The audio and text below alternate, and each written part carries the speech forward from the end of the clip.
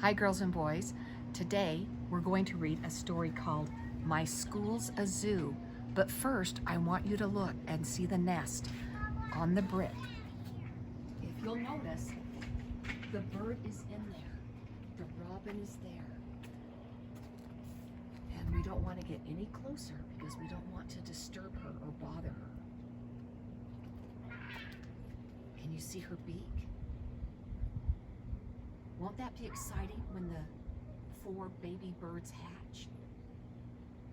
Yes. Okay.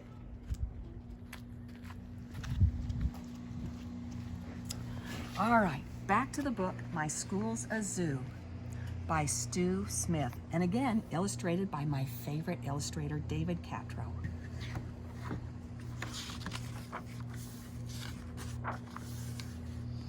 Look at that.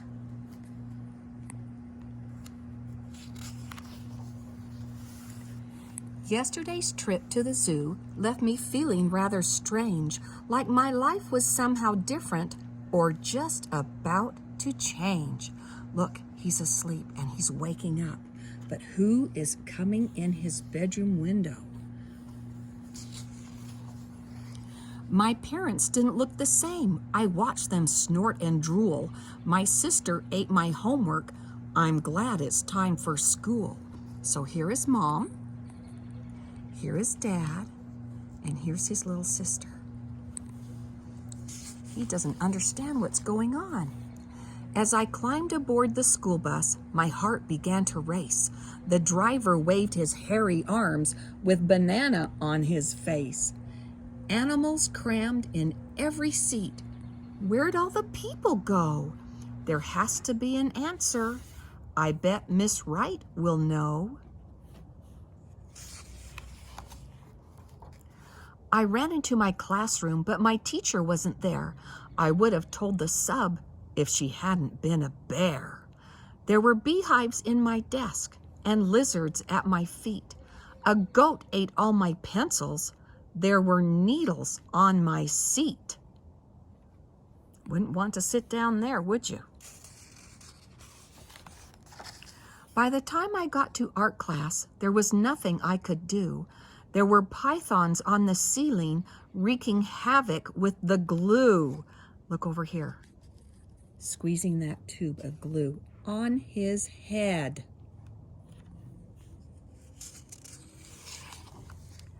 Computer lab was crazy. The mice were eating slugs. The computers didn't work on account of all the bugs. Ooh.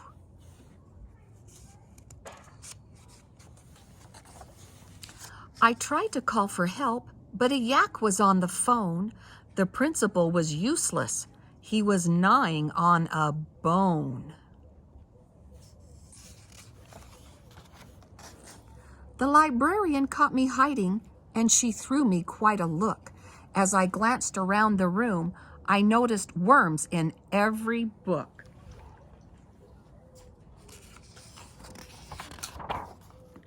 The lunchroom sure was crowded, and the aides looked pretty mean. The lions and the wildebeest were causing quite a scene.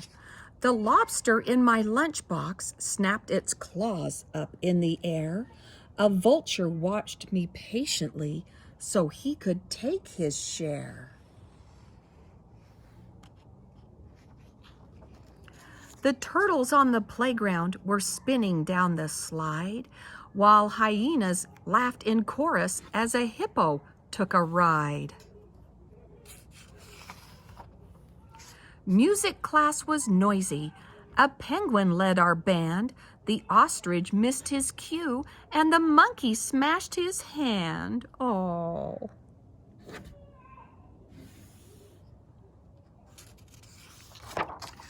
I was feeling kind of nauseous, so I went to see the nurse, but judging by her awful fangs, I thought she'd make things worse. There were starfish on my papers, and a beaver cleaned the boards. The seal clapped 2 erasers, while a fox gave out awards. The bus ride home was dreadful. The skunks made quite a stink. Did the zoo trip cause this mess? I closed my eyes to think. The next thing that I knew, the driver tapped my hand. Things seemed back to normal with my sister eating sand.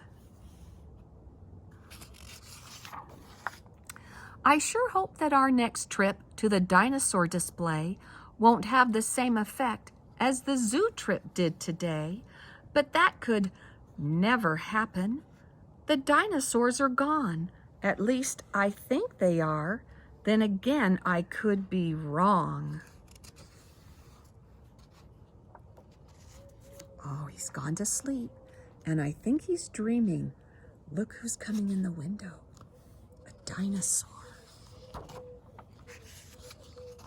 My favorite page. Thanks for joining me today, boys and girls. Bye-bye.